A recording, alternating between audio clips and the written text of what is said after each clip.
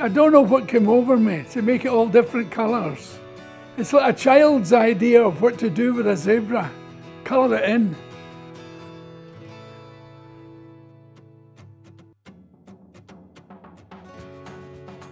This is called the gloaming. The gloaming is a lovely word. I know what the gloaming is, coming from Scotland. It's that bit of the evening where the sun takes a while to go down. And the place changes gradually, the light changes gradually, and Scotland looks astonishing at that time. If you're in the countryside and the sun's going down, it just looks wild good. And it's very moving. It reminds you of things. It reminds you of times when you did things. It just reminds you of places and times.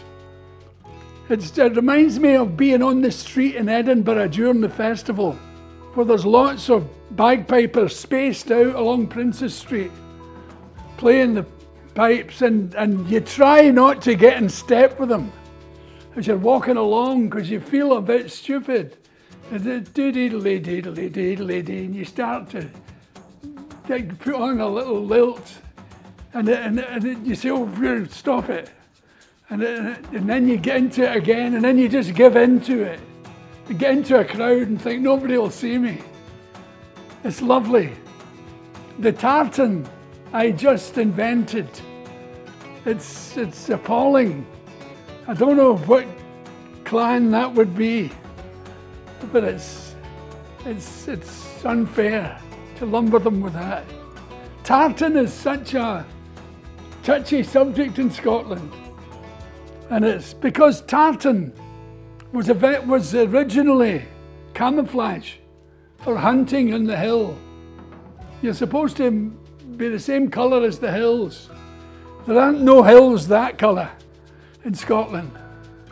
But the kilt, people feel duty bound to invent a background for it.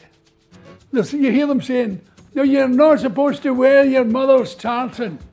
Your father's tartan is this and your mother's tartan is that. Bullshit. Wear tartan. Wear it and enjoy it. I enjoyed drawing this. I loved his legs. The way they oppose his legs. And he can't see. And his hat's stuck up the top there. I just enjoy him. It warms my heart. And especially when people buy it for its joy, not for its Scottishness.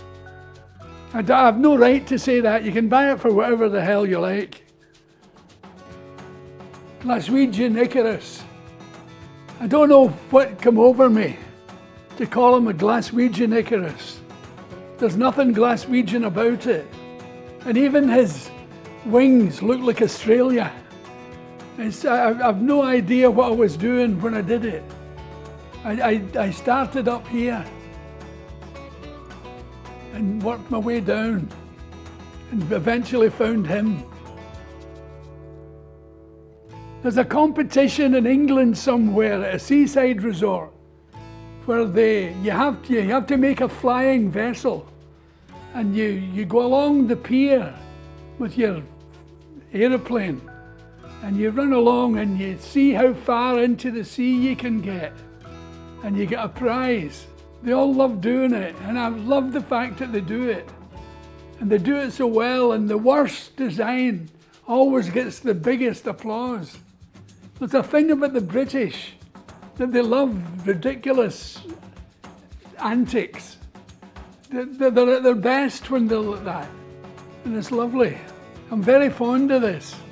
I grow more fond of it.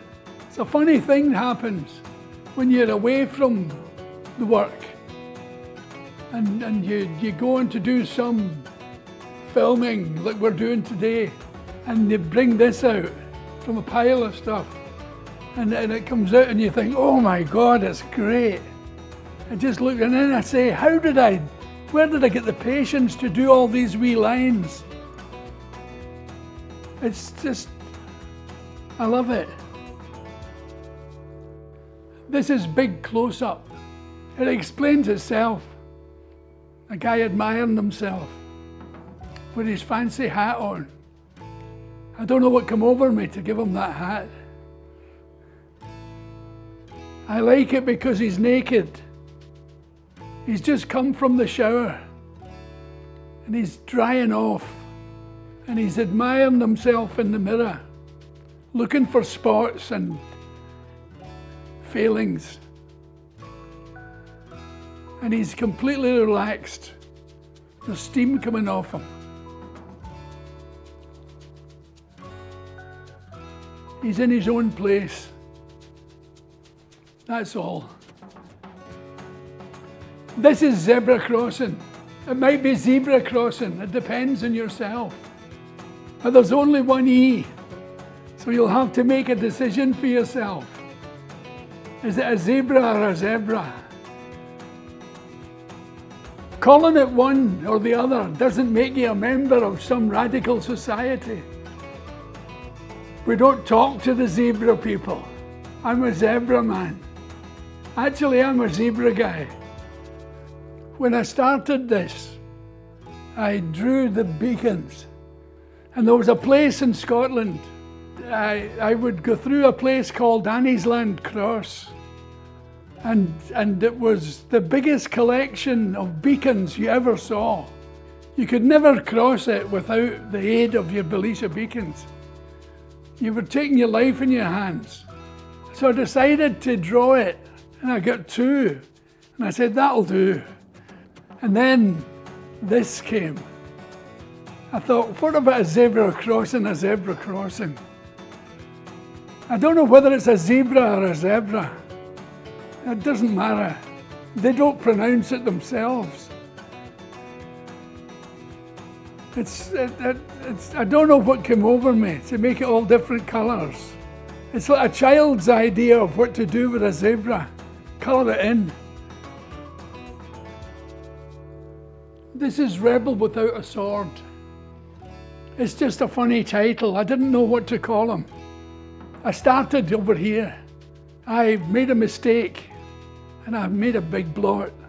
So I made it into that shield. And then he grew on the side of it. And I like it. It makes me happy. I was kind of dodgy about it when I did it. But I got used to it. And it's a weird thing about drawings. You can get used to them and be fond of them and come in the room and say, oh, it just made me happy when I set my eyes on it. Or you can go off it, say I've gone off that. You put it away. And then for some other reason you find it and you like it.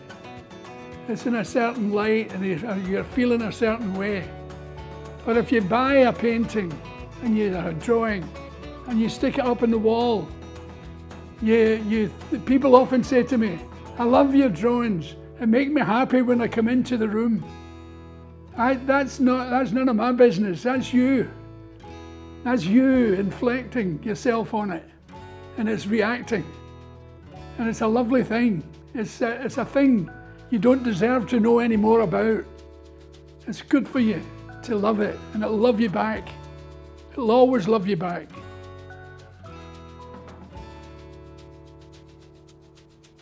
Rebel Without a Sword. This is one man's band, and it pleases me. It pleases me because of the reminder of the good times. This fella here is just supplying the music, which is a noble thing to do. And the fact that people should do more of this. You should dance and sing and be happy.